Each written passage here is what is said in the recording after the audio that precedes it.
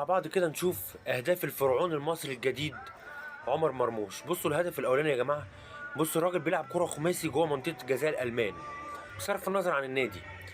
بصوا الراجل يا جماعه، بصوا الراجل والفتنس اللي هو فيه والحاله الجميله اللي هو فيها. بصوا الراجل بيلعب كره شراب.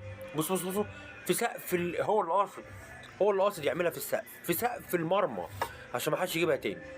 حاجه يعني روعه. بصوا الهدف ده يا جماعه، بصوا انفراد من قبل نص الملعب.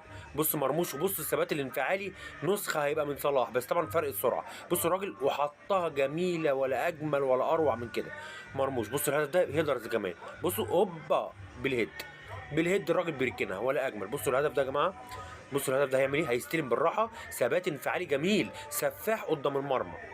بصوا الهدف ده في مانويل نوير، ثبات انفعالي من بتوع محمد صلاح. بصوا مرموش بيحطها على يمين نوير. بصوا وادي واحده على شمال نوير، دلع نوير خالص.